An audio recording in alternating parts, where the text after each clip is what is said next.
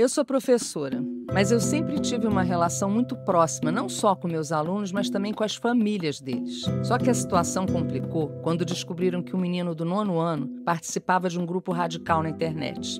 Era um grupo desses de discurso de ódio, mas com tanta coisa pesada que eu não vou nem citar aqui.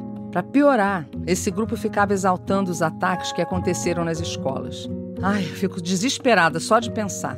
Esse aluno tem 14 anos, gente. Ele sempre foi meio tímido, quieto, na dele, mas nada muito diferente da maioria dos adolescentes, não. Mas todo mundo ficou chocado. E não demorou para essa história se espalhar entre os pais dos alunos nos grupos de WhatsApp. Estão assustados, eu não tiro a razão deles. O problema é que alguns querem que o garoto seja expulso da escola e até pensam em fazer uma denúncia para a polícia ou coisa assim. Querem uma providência imediata, sem nem ouvir o garoto. Já outros pais dizem que qualquer adolescente está suscetível a cair nesse tipo de armadilha e acham que o melhor caminho é a gente conversar com a família desse aluno para poder entender tudo, porque eles acreditam que ali todo mundo precisa de ajuda. Bem, o caso, gente, é que eu estou sofrendo uma pressão gigantesca. Me cobram uma posição, querem saber de que lado que eu estou. Eu estou no meio desse conflito sem saber nem como conduzir. Fico aqui eu, bolando uma estratégia na minha cabeça para resolver a situação. E o pior é que eu não sei nem para quem que eu posso pedir ajuda. Eu não sei mais o que vou fazer com meu filho. Será que ele viu que eu tava chorando? Que bárbaro ver eles crescendo. Culpa? Esse poderia ser o meu sobrenome. Eu sou boazinha demais. Se eles tivessem tido a minha educação... Sinto que lá vem história. Como lidar com a responsabilidade de educar? Uma tarefa que é diária e não nos dá garantia nenhuma de sucesso? Partimos de histórias fictícias que são super reais para falar dos desafios vividos pelas famílias sobre educação, cuidado, relacionamento e todos os afetos que atravessam essa jornada. Eu sou Joana London. E eu sou Renata Ishida, do Laboratório Inteligência de Vida, LIVE, Programa de Educação Socioemocional, presente em várias escolas do Brasil, que ajuda os estudantes a conhecerem sobre os seus sentimentos e desenvolverem habilidades para a vida. No podcast Sinto que Lá Vem História, vamos conversar com convidados sobre situações que com certeza você já passou. Sem julgamento, preconceito ou culpa.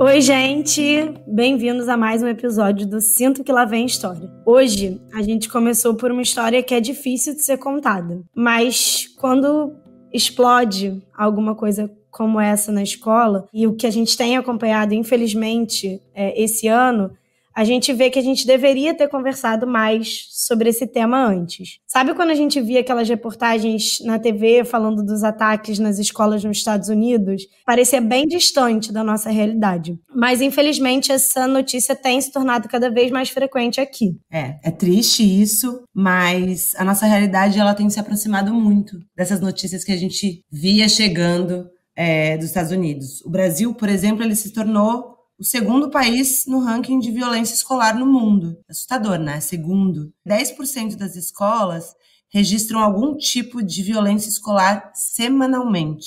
Daria para a gente prevenir, será, uma situação como essa, para ela não acontecer? Isso fica reverberando para a gente, né? Tanto como educador, quanto como familiar. Dá para prevenir uma situação como essa? Essa pergunta ecoa como várias outras, eu acho que esse é o objetivo dessa conversa aqui, e esses números assustam a gente, né? E assustam principalmente porque por muito tempo a gente teve a escola como esse símbolo de segurança e que hoje em dia se torna esse lugar que de alguma forma foi desacreditado, né? Então a gente está aqui também para conversar um pouco sobre isso. Mas assim, também uma pergunta, né, Jo? A escola, ela se tornou desacreditada por conta da violência ou ela sofre violência porque ela já está desacreditada?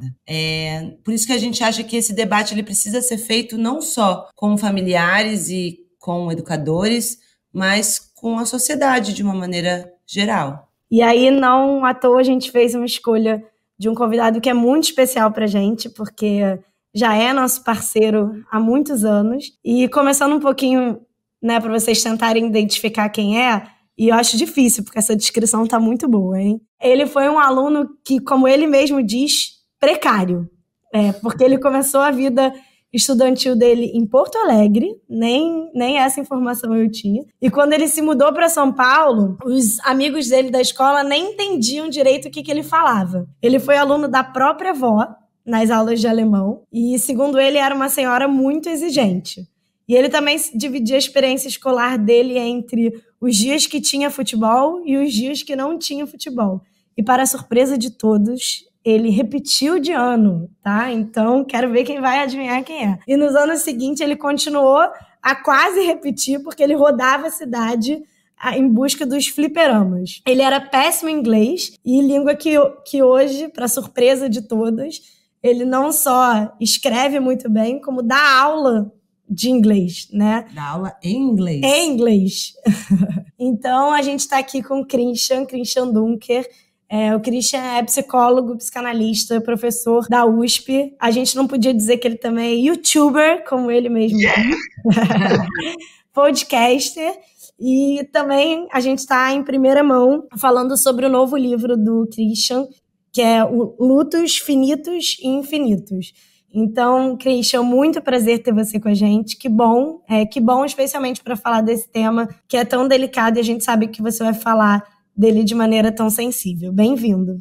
Eu agradeço muito, Joana, Renata, porque são debates que a gente vai tendo aí ao longo dos anos, as crônicas e os temas vão se alternando, mas a gente vê assim uma linha de continuidade na conversa, e isso é muito raro, isso é muito legal, especialmente quando a gente fala em educação, que é uma área que está muito sujeita assim, a descontinuidades, a novos inícios, a recomeços fulgurantes, e às vezes aquilo que é o essencial do debate vai se perdendo nessas grandes viradas, né?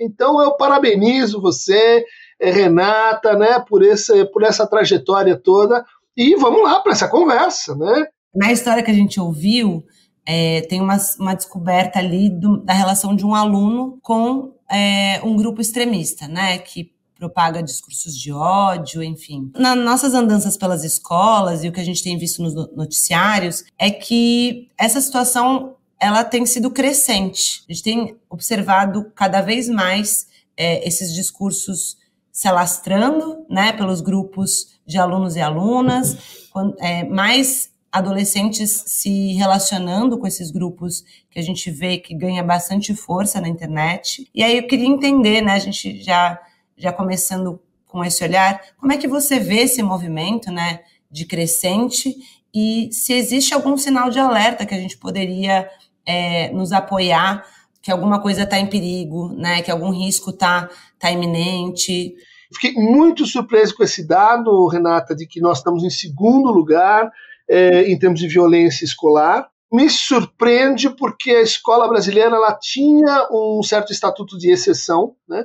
Dentro das comunidades ela era respeitada, mesmo em lugares assim perigosos, havia um certo sentido de proteção dos professores, né? Uma hipótese mais geral de que assim, o bullying vem do bullying, o assédio vem do assédio. Relações violentas, elas se disseminam, elas se proliferam, elas criam outras relações violentas. Então, o que aconteceu no passado recente do Brasil em relação às escolas? Elas se tornaram suspeitas. O professor se tornou suspeito. A gente teve um discurso, né, de imputação das escolas como um lugar que pode assim, prejudicar o seu filho. Aí vocês usaram a palavra desacreditada. Eu acho que não é só desacreditada, né? Ela sofreu um processo que muitas outras áreas do Brasil sofreram.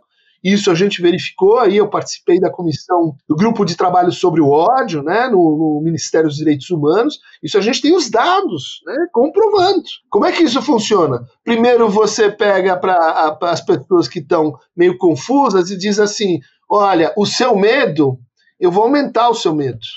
Eu vou dizer para você que você não tem como agir nesse processo. Eu vou aumentar o seu desamparo. E daí, depois que eu fizer isso, eu vou criar o ódio e dirigir esse ódio contra alguém. O caso que a gente está vendo aqui é a réplica em miniatura disso. Pode ser, será que ele teve uma vinculação, explorou, teve um contato com um grupo extremista?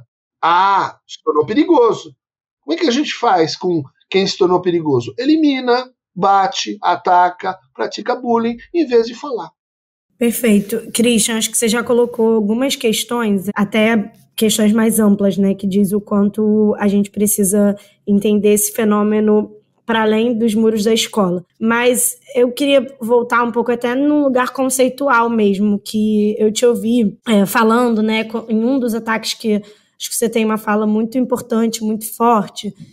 A gente acaba usando muito sinônimo, né? Essas palavras ódio, raiva, agressividade, bullying, mas a gente sabe que conceitualmente elas são distintas uma das outras, né? Você considera que é importante a gente distinguir alguma delas? Quais delas você acha que é importante? E também te perguntar se você acha que a gente colocar todas elas no mesmo balaio, a gente, na verdade, ajuda ou atrapalha na hora de cuidar dessas situações que a gente está vivendo. Ótima ponderação, né, Joana? Tanto porque já anuncia que se trata de cuidar, ou seja, não de disciplinar, não de calar, não de julgar, né?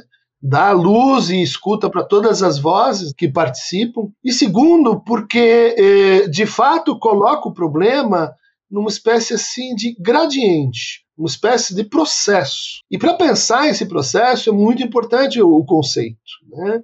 Quer dizer, um evento como esse, ele não surge do nada, ele vai sendo formado, né, nas redes discursivas, sociais, mas também nas redes intersubjetivas, nas relações sociais concretas dentro da escola. Então a gente pode começar dizendo assim, a raiva, o ódio é um afeto como qualquer outro e deve poder ser vivido.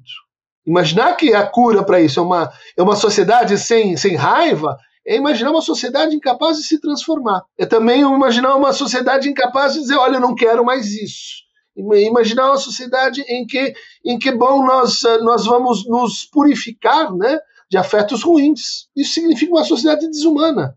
Porque seres humanos vêm com raiva, inveja, ciúmes, tristeza, uma série de coisas que a gente não gostaria de sentir num certo nível. Então a gente diz, o ódio é um afeto, mas o que significa um afeto? Qual é o conceito de afeto? Afeto vem de capacidade de ser afetado, ou seja, de ser impresso pelo mundo, pelos outros, de acolher os outros, de acolher a diferença, de imaginar-se como uma espécie assim de vaso, em que quando você coloca alguma coisa ali, aquilo reverbera, mas aquilo reverbera ainda sem nome. Quando a gente fala nos afetos, é tudo misturado. Vem raiva, vem nojo, vem medo, vem desamparo. Por quê? Porque é só afetação. É só assim, eu vou exagerar, mas é como um filme, né, que você está colocando cor, textura, forma, mas aquilo está tudo misturado. Quando é que isso se organiza e se transforma? Quando a gente passa do conceito de afeto para o conceito de emoção. A emoção vem de motus, motor, em latim. Quer dizer, o que move uma ação, ou seja, o que é a tradução do teu afeto em ato. Você pode sentir coisas e não agir sobre elas. Aliás, é muito importante não reagir sobre aquilo que te afeta, né? Agir significa, olha, eu vou ter que escolher algumas direções. E as emoções foram descritas lá pelo Darwin em 3 pares, né? Reduzindo um pouco, né? Alegria e tristeza, medo e raiva, nojo e surpresa. As nossas respostas, elas têm que mais ou menos seguir esses sentidos possíveis. Mas isso não diz ainda do terceiro momento, né, do ódio, que é quando ele se torna, ou pode se tornar, um sentimento.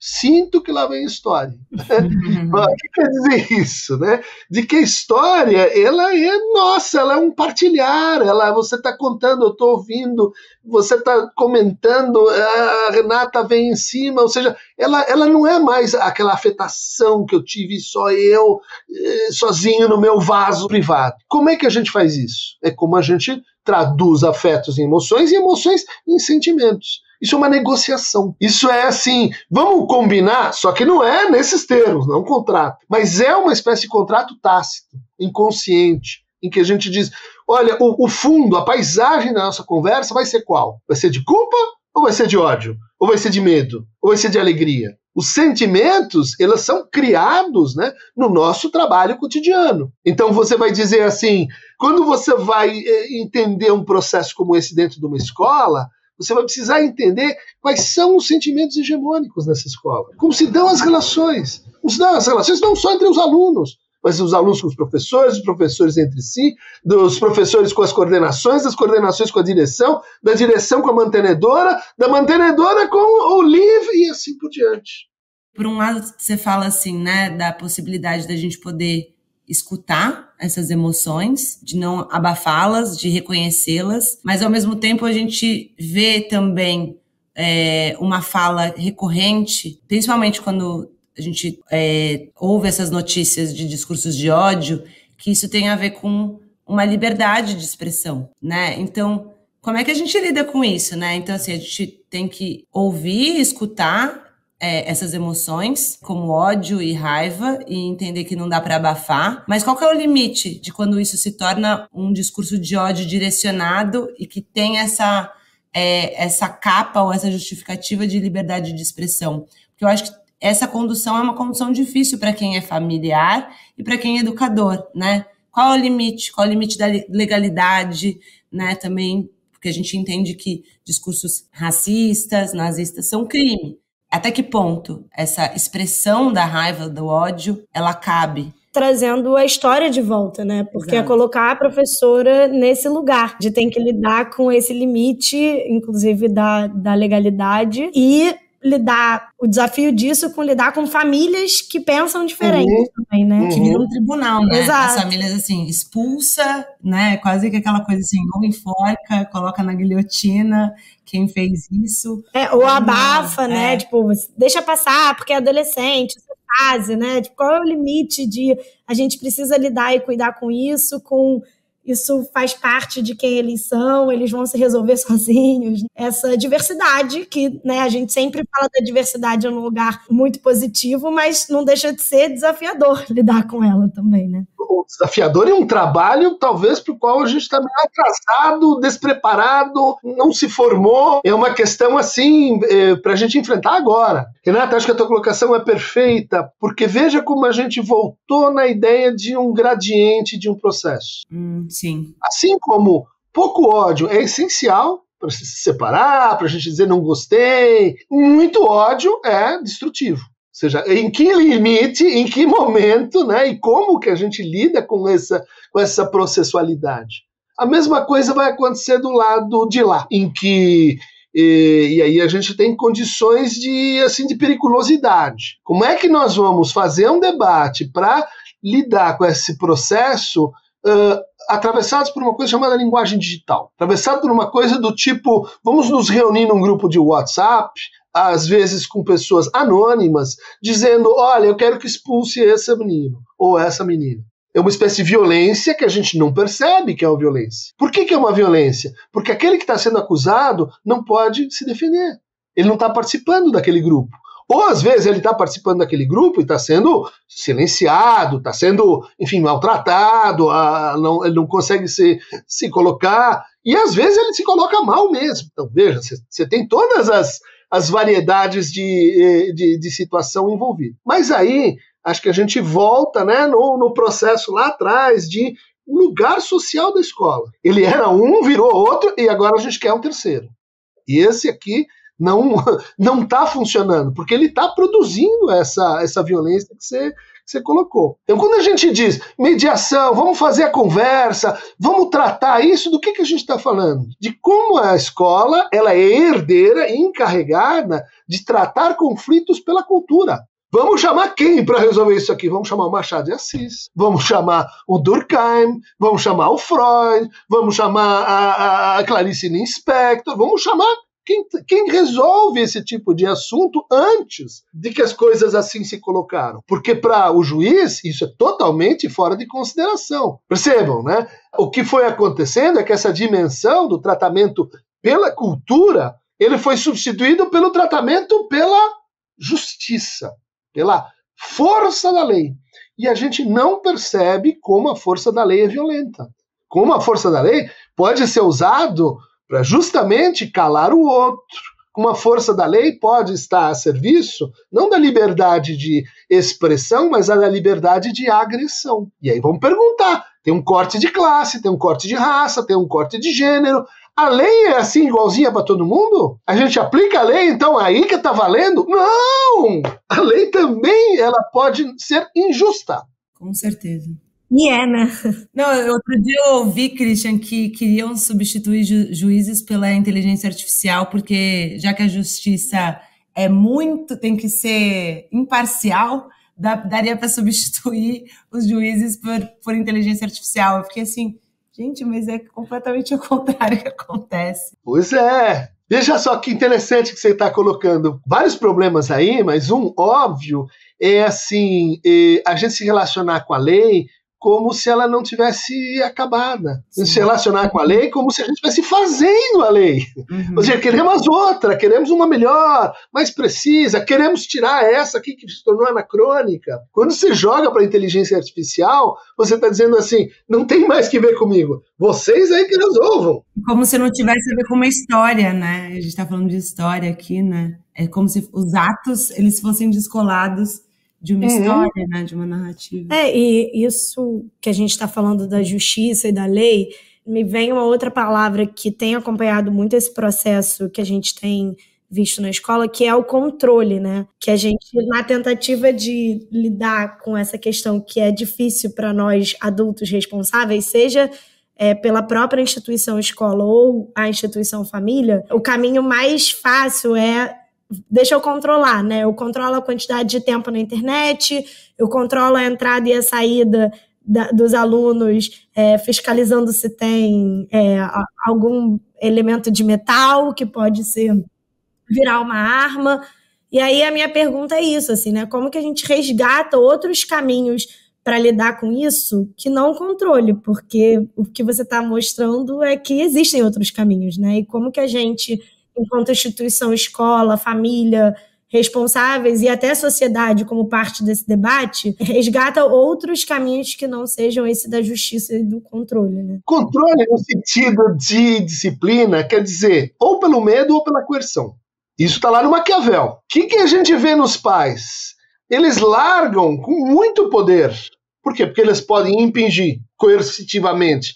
Faça isso, não faça aquilo, e elas podem praticar o medo, né? Olha, não faça isso porque eu vou te punir. Dali a pouco, o que acontece? O seu potencial de coerção vai caindo. O garoto vai crescendo, a menina vai crescendo.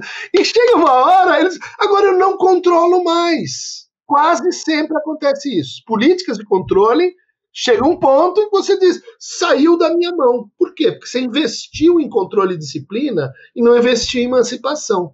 Você investiu na força, porque você tem o dinheiro, porque você tem os meios, porque você controla, e não investiu no que? Na autonomia, na capacidade de independência daquele sujeito. Então, o que ele aprendeu? Quem tem poder, manda bala. Quem não tem, obedece. Chega uma hora, ele diz para o papo, agora eu estou aqui com a minha turma, eu estou no meu Red Pill, fazendo o que eu quero porque eu tenho esse poder, e o que você vai fazer? Você me ensinou isso. Você me ensinou que é pelo poder, ou seja, pelo medo ou pela coerção. E daí você diz, agora eu perdi o fio da meada. Perdeu não. Lá atrás você começou numa via que ia dar nisso. O segundo ponto, e eu acho que ele é crucial, assim, né? E a gente entender esses processos. O que tem acontecido no nosso país aqui da grande invenção conceitual? Inclusão. Inclusão quer dizer aumentar o tamanho do mundo. Como que a gente aumenta o tamanho do mundo? Coloca outras linguagens. Então vem o neurodivergente, vem aquele que estaria fora. Vamos incluir. Por quê? Por que é bom incluir? Porque daí a gente ajuda os que estão fora, a gente faz uma espécie de caridade? Não, porque isso aumenta o tamanho do seu mundo. Porque isso forma pessoas para um mundo grande. Linguagem grande, e não linguagem pequena. Daí dá um problema. Dá um problema porque em mundo grande, muita gente falando, briga, encrenca. O seu valor não é o meu. Eu não concordo. Palmeiras e Corinthians, não tem essa, né? Um mundo grande, harmonioso, porque todos vamos... Não. Quanto maior o tamanho do seu mundo, maior o tamanho da sua linguagem, mais é o tamanho do mal-entendido, agressão, direito de expressão não é direito de agressão, briga e conflito. E daí a gente diz, tem que reduz isso, volta ao condomínio, reduz o tamanho do mundo. Não! A gente precisa, nesta hora, entender por que aconteceu o problema. O problema aconteceu porque o mundo cresceu, e usar os mesmos meios para tratar isso, que é linguagem, que é Vamos pôr em palavras, vamos arbitrar, vamos mediar, vamos redescrever, vamos chamar. E isso, as escolas têm muito receio, porque eu acho que elas não estão formadas para isso. Não estão formadas para enfrentar, vamos dizer assim, assuntos socioemocionais. Porque implica em vamos pôr os participantes juntos. Mas você vai pôr essas duas mães juntas, elas vão se matar. Não vão, se você tiver um bom mediador. Mas o que é um bom mediador? Isso custa caro. Alguém que vai escutar, vai traduzir, vai arbitrar um pouco, vai dizer em que nível que nós estamos. E aquelas pessoas, elas estão movidas pela lógica do ódio, rumando para onde? Para a justiça, para o direito, para a força, para a coerção. E até penso, né, Christian, nesse sentido que você está dizendo, o quanto é importante a gente trazer esse caminho que você está sugerindo para uma perspectiva presencial, né? Porque você também falou desse lugar do lugar anônimo, né? Quando isso está no virtual, isso pode tomar outras figuras, né? A gente se disfarça, né? E o quanto a escola tem justamente a oportunidade de ser um terreno onde essas pessoas podem estar presencialmente e a gente lidar com essas diferenças em campo, né? Que é muito diferente do que lidar com elas numa perspectiva mais tecnológica, né? Que é o que a gente tem visto, inclusive, do reflexo dessas comunidades para esses adolescentes, né? Que eles estão ali, essa temática e esse discurso de ódio é alimentado ali dentro, e como eu não tenho o meu rosto exposto, eu vou me alimentando daquilo, né? Assim, e como quando a gente transpõe para o mundo real, isso toma outra proporção, né? O diálogo é muito mais possível quando a gente está de frente para essas coisas. Isso. É muito comum, né, Joana, você pegar aquela pessoa que está gritando com uma faca na mão na internet e diz, senta aqui na minha frente. E ela se torna um carneirinho, diz, não, mas eu não queria dizer isso. Caramba, que metamorfose é essa, né? Se é importante uma mediação no presencial com adultos, o quão é importante uma mediação com adolescentes no mundo digital. E assim, talvez essa questão da agressividade, do discurso de ódio, ela se alastre mais, porque não tem mediador, muitas vezes, né? Ou, acho que a grande maioria das vezes não vai ter um mediador ali no digital. Então, tudo pode, né? Então, acho que fica também como um questionamento para os adultos, porque o pessoal que deve estar nos ouvindo, qual que é o limite? Como é que se desenvolve essa autonomia que você está trazendo, né, Christian, que a gente falou do controle, o quanto ele acompanha esse uso da internet ou quanto isso é uma invasão do adulto em relação ao mundo do adolescente nessa relação dele com o espaço dele digital, né, que ele criou. Fica aqui esse questionamento. E aqui eu só vou abrir um parênteses, Rê, porque quando a gente entra nesse debate da internet, sempre a gente toca num lugar muito delicado, né? E eu acho que é importante reforçar que você está falando principalmente dos adolescentes, né? Porque eu acho que com as crianças e até, né, a rede social aí com o limite de idade de quando que elas devem entrar, tem um lugar que é mesmo de um acompanhamento mais severo, assim, talvez até de uma proibição, né? Porque também tem esse lugar do permissivo, tipo, qual é a minha educação que eu permito e qual é o lugar onde essa criança está ultrapassando e essa família não está conseguindo dar algum contorno para essa criança. Então também tem aí um recorte que eu acho que só é importante abrir o parênteses em relação à idade, né? Porque a gente, quando a Rê está fazendo essa pergunta, você está dizendo muito dos adolescentes, que a gente sabe que parte desse desenvolvimento deles é essa autonomia, é ele descobrir o seu próprio seus próprios espaços, seus próprios grupos, mas ao mesmo tempo como fazer isso de maneira acompanhada, né? Porque a gente sabe que, justamente como o Christian estava trazendo, sem mediação, a gente pode ir para um caminho muito perigoso. Aqui a gente, eu acho que poderia pensar uma live só sobre esse assunto, né? A gente te chama, pode deixar. Linguagem digital, ela tem uma novidade que é atravessamentos do público ao privado. Então você faz uma postagem sobre o seu gatinho e a sua amiga e tem 5 pessoas que curtem e leem porque você está em família. Aliás, chamam-se amigos, né? Quantas pessoas que você tem como amigos. Mas vamos imaginar que essa mesma postagem, por algum motivo que a gente desconhece, vai parar num lugar e passa a ter 100 mil views. e comentários. Ela não é mais privada, ela virou pública. Ela virou pública sem você dominar, saber ou querer. É a mesma coisa, e concordando com a Joana, de dizer o seguinte, dar um celular para uma criança pequena é o mesmo que dizer assim, vai lá na televisão falar. Você quer que o seu filho fale na televisão, fale coisas que vão ficar gravadas, a internet não esquece, discussão de direito de esquecimento é um problema, né? Ou seja, coisas que na vida privada envolvem colocação de preconceitos, atitudes que você não tolera no espaço público. Por quê? Porque ali você está nesse espaço da tolerância entre iguais, dentro da sua família. É para fazer assim mesmo, porque a gente vai aprendendo como é que a gente usa a linguagem no espaço público. Agora, tem uma maquininha que ela faz assim, vai do público para o privado e vai do privado para o público. Precisa de boas práticas em uso de digitais e restrição de uso por extensão quando crianças pequenas, concordo totalmente. Agora, você vai no adolescente, o que vai acontecer ali? Um falso entendimento de que eu sou adolescente, então o quarto é meu. Eu fecho a porta e esse lugar é meu território e você não entra, porque eu tenho direito à minha privacidade. Porque eu tenho direito a fazer as minhas coisas. Você vai dizer, é verdade, mas você tem direito de ir lá na televisão e falar de mim? Não tem esse direito, e isso é um problema. Isso é um problema para todo mundo, isso é um problema global. Porque, obviamente, isso está errado. Isso significa que o uso de rede social e o uso de celular por adolescentes não devia entrar na lógica do isso é o seu assunto privado, faça o que quiser. Bom, mas aí como faz? Controla, disciplina, invade, coage? Vai ter que conversar.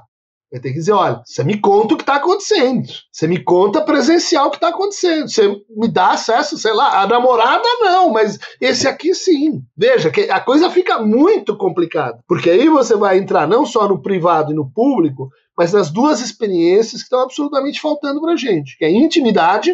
Intimidade não é privacidade. Intimidade não manda nudes. Ah, errou, porque não entende a lógica dessa linguagem. E a segunda é comunalidade. Ou seja, nós estamos num comum aqui. Uma escola é um comum. Ela não é um espaço aberto, público, mas eu posso tornar. Eu posso gravar o professor na sala de aula, não pode, né?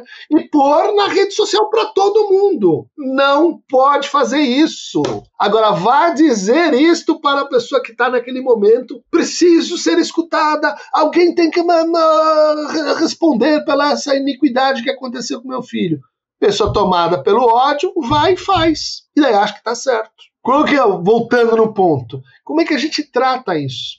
Para tratar isso precisa, vem aqui na escola e vamos conversar, põe as mães, chama os filhos, e aí, cadê a classe? Vamos discutir esse caso fora desse caso. O que é um bullying, o que não é, o que é o assédio, como trata o assédio? Vai lá e pede desculpas, repara. Não, eu já pedi, o outro não aceita. Então vamos trabalhar para ele aceitar. Vejam quanto tempo isso toma. E isso é um problema para nós. Porque esse tempo, o tempo da escuta, o tempo da mediação, o tempo do... Você vai ter que vir na escola, pai. Você gosta de mandar torpedo, mas e vir na escola? Você vai ter que sair do trabalho. O outro vai ter que sair da classe. E a classe que ele está dando aula? O terceiro vai ter que criar uma situação ali no seu cotidiano. O que significa tudo isso? Tempo e dinheiro. Quem está disposto a pagar pelas mediações que vão curar a violência que a gente está criando? Super facinho eu mandar um monte de mensagem destrutiva para todo mundo. É super facinho eu fazer denúncias e críticas. Não é super facinho eu consertar. E aí começa um negócio que é assim, você quer brigar, então você vai pagar o aluguel do ringue. Tatame custa, por hora, X. A gente vive disso, né? Psicólogos e psicanalistas.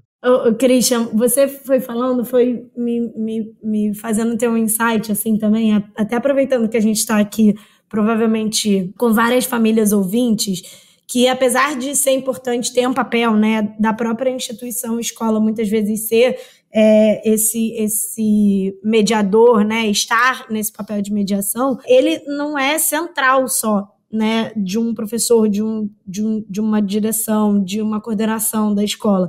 as próprias famílias que fazem parte desses coletivos também podem ajudar e ser responsáveis por essa mediação, né? Porque senão a gente fica só esperando alguém mediar o nosso debate, né? Assim, e aí a família pode ficar no papel ou eu sou a favor ou sou contra, sempre esse lugar polarizado. E a própria família pode ajudar a mediar, né? Porque se a gente está convocando a escola para ser esse lugar ocupado por todo mundo, que as pessoas não ocupem só num lugar mais passivos, né? Que elas também possam ser ativas nessa mediação, né? Então aí a gente vai ter, inclusive, uma relação muito mais saudável do convite das famílias para dentro da escola, né? Perfeito, mas veja como a gente está falando aqui numa mudança de cultura. Pais mais próximos, pais interessados na solução do problema, pais que estão acompanhando o discurso e a comunidade daquela escola. É outra relação, não é? Eu estou pagando, então eu posso vir aqui, quero tirar da boca do caixa o que eu pus de investimento no meu... Isso não dá. Isso é violência contra a escola. A gente tem um outro lado dessa conversa, e que eu diria assim também é transversal. Também discutimos isso em escala assim, nacional, políticas públicas de ensino de direitos humanos, que é o seguinte: essa agressivização, esse discurso do ódio, que é diferente do ódio, que é diferente da ira, da cólera, né? Ele está profundamente conectado com inconsequência ou irresponsabilidade com a própria palavra. Ou seja, eu falo coisas das quais eu não vou colher efeitos, das quais eu não vou me reconhecer nos efeitos. Eu falo coisas na fofoca, na perfídia, na paralela. Eu falo coisas para tentar destruir um outro. E as consequências disso vão o quê? Se evaporando. Não vão se evaporando. Elas vão formando esse sentimento, esse enquadre social, esse pano de fundo do ódio. Elas vão tornando o ambiente, como a palavra da moda diz aí, tóxico. Quando, vamos dizer assim, você tem uma situação como essa, o garoto fez uma coisa errada, fez uma coisa que ele tem que voltar atrás. Primeira atitude, pedagógica, não judicialista, não moralista, pedagógica. Vamos aprender com o erro. Pelo amor de São Dimas à esquerda, Vygotsky ainda existe nesse mundo. Segundo lugar, as falas com relação a isso devem evitar soluções do tipo, então elimine-se a pessoa, silencie-se a pessoa, não se fala do assunto. Por que a gente recorre a isso? Porque isso é uma forma de inconsequência com o que se disse. Como é que a gente é consequente com o que a gente fala? Podendo voltar atrás, podendo prometer de novo, Hannah Arendt, podendo reconstituir, podendo desculpar. Então, aquela escola que diz assim, aqui não tem problema de drogas, porque toda vez que a gente pega, a gente expulsa. É uma escola inconsequente. É uma escola que está dizendo assim, eu sou uma máquina de purificar pessoas. No final, que nem o Simão Bacmart, só vai ter eu no meu manicômio murado, porque eu sou o único normal. A reversão dessa lógica implica, né, que você consiga fazer mediações e implicar as pessoas no que elas dizem. Essa pessoa que entrou no Red Pill, que usou o Threads, que está falando bobagem no Discord, ela é parte de nós, parte desse comum. Não vamos deixá-la, vamos dizer assim, ser abduzida por um outro discurso, porque ela é importante. Eu acho que uma escola se mede pelo quanto ela consegue incluir, pelo tamanho da linguagem que ela consegue impor. E ser fiel a isso, ser fiel à comunalidade que ela prega. Bom, aí vocês fazem a conta. Tem escolas segregadoras e escolas ampliadoras. Só para a gente fechar, porque a gente tem a nossa pergunta da família Liv, acho que a gente tem esse movimento comum, assim, né, nas redes sociais, que é eu falo e eu depois bloqueio minha tela, né? E eu acho que o que você está provocando também é o quanto a nossa fala afeta o outro, né? Então, acho que...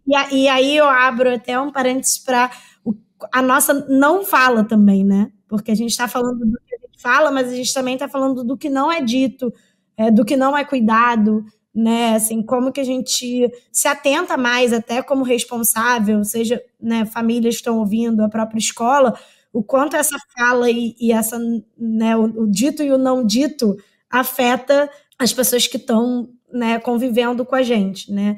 E eu acho que você traz muito esse convite de novo, né? Assim, acho que a gente fala muito de diálogo no livro de uma maneira geral, mas não existe outro caminho que não seja ele, né? Assim, então, que a escola seja esse lugar de diálogo, porque isso vai ampliar a linguagem, porque a gente vai criar oportunidade, né? Que é o contrário do que a gente, né, assim, tem visto, que é esse lugar de isolamento, de exclusão, que a gente não vai chegar a lugar nenhum, né? Assim. Christian, obrigada de novo. Vamos lançar aqui o áudio. Então, esse áudio é de uma família, de uma mãe, Liv, né? Então, ela tem um filho e uma filha que tá numa escola que tem Liv, e aí ela mandou uma perguntinha pra gente. Olá, Joana, Renata, tudo bem? Eu sou Fabiana, eu sou mãe Liv, de 2 crianças, um menino de 12 anos e uma menina de 8 anos. E aí eu estou vivendo um momento que é justamente um descolamento dessa relação dos dois, nesse lugar da infância, né, de brincando juntos, para ele entrando já nessa pré-adolescência, né? E eu acho até que ela está entendendo bem essa passagem, né? Mas em algum momento ela dá uma invadida nesse espaço dele, sabe? Do tipo, querendo escutar as conversas, né? Tipo, indo aos amigos dele, perguntando coisas ou falando coisas numa inocência infantil, de não saber muito bem os limites dessas barreiras, e que ele fica muito chateado, tipo, nossa, não acredito que a Maia foi falar com a fulana sobre isso não era para falar. Então, ele já entrando nessa maturidade, né, de um limite dos seus espaços, e ela ainda muito infantil, não entendendo muito bem qual a posição dela. Eu, como mãe, eu acho que eu tendo, num primeiro momento, a dar uma protegida nela, no lugar do tipo, mas ela não sabe ainda como lidar com isso. Para ela não tem problema nenhum fazer essa pergunta pro amigo e tal, mas ao mesmo tempo eu tenho que proteger ele do tipo, cara, você não pode invadir a vida dele, né? A vida dele diz respeito a ele, você não pode ir aos amigos dele contar sobre ele, enfim. E é delicado o papel, né? Porque ela vem justamente numa posição de separação, né? Do tipo, cara, você não vai aqui você não entra. Como é que é isso, assim, né? Nessa passagem? Como que é essa relação que ela tá longe de ser uma coisa agressiva e tal, mas ela é uma coisa estressante, sabe? Assim, que cria um conflito dentro de casa. Quando tem esse turning point ali já de um entrando na adolescência e o outro ainda numa infância. Queria trocar uma ideia sobre isso. Se vocês puderem me ajudar, eu vou adorar. Um beijo. Um caso paradigmático, sintético, de tudo que a gente falou aqui. Muito bem escolhido, porque, veja, né?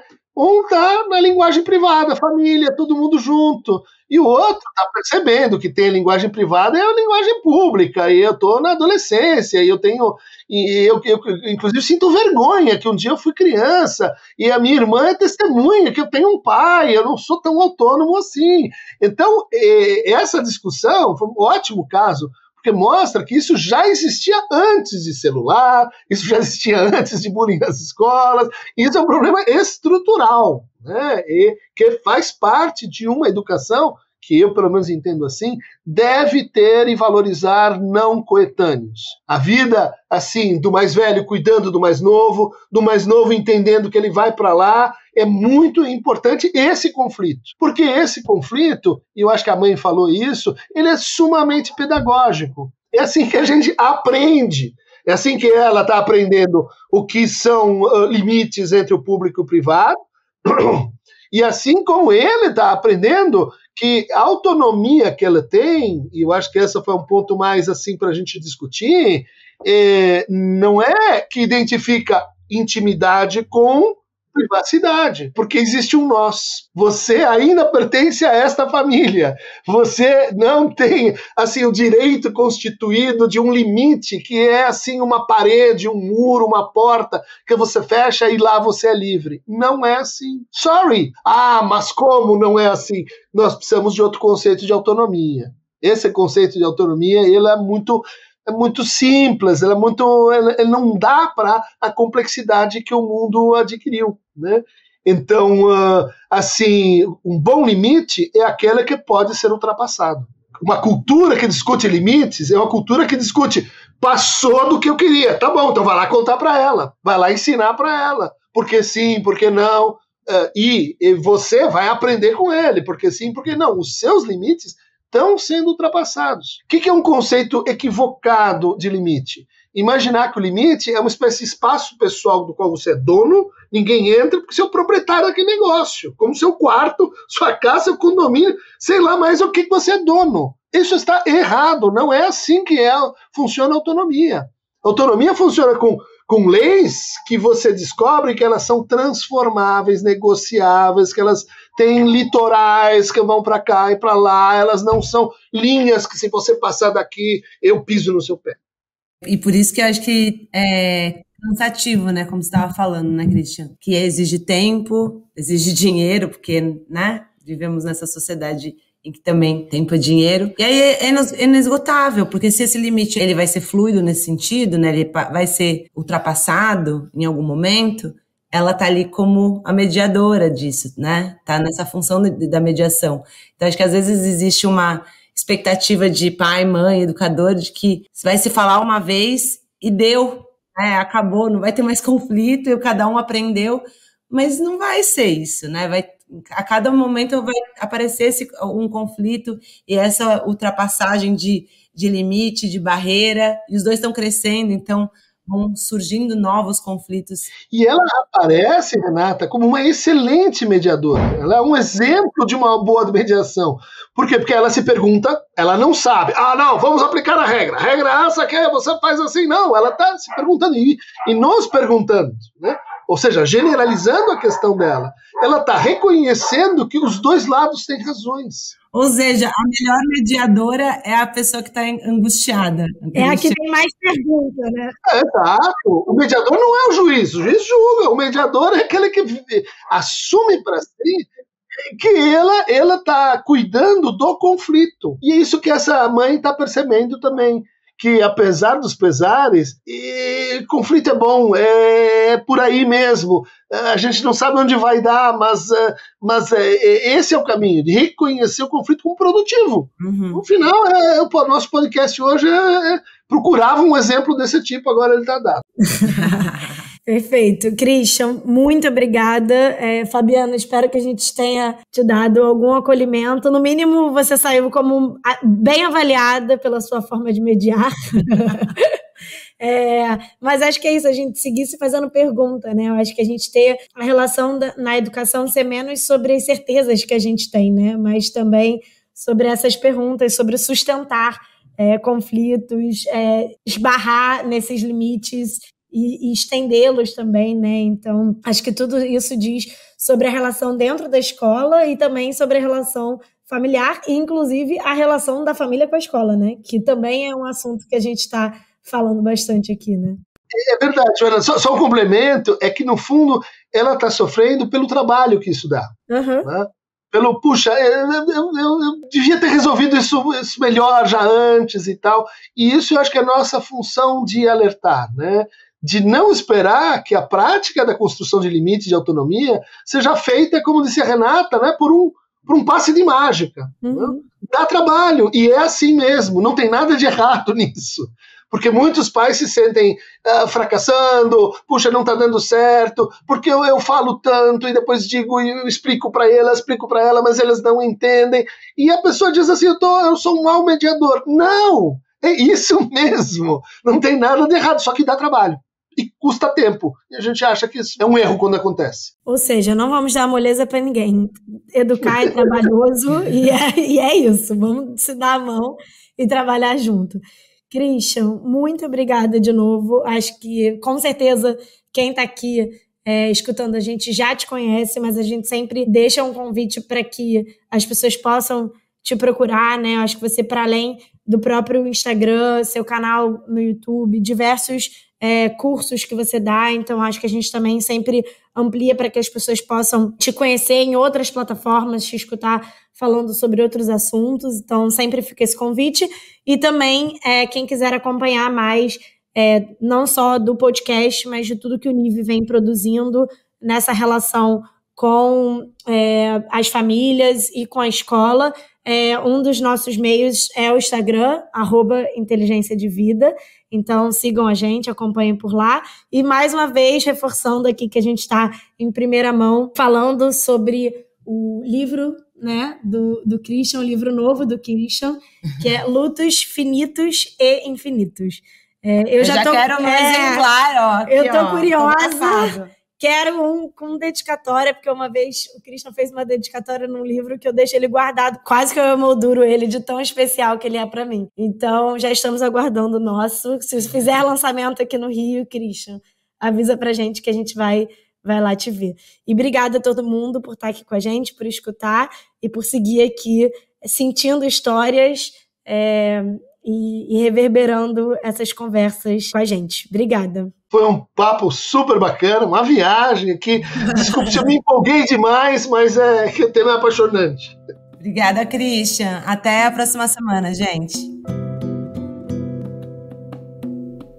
Esse podcast é produzido por Rádio Flutuante, apresentado por Joana London e Renata Ishida, direção Jordano Nader, pesquisa e roteiro Bianca Blues, edição e mixagem Vitor Bernardes, trilha original Pedro Leal Davi, locução Márcia Frederico, produção executiva Marcos Quental, produção Live Alexandra Vidal, arte de capa Pedro Vinícius Siqueira.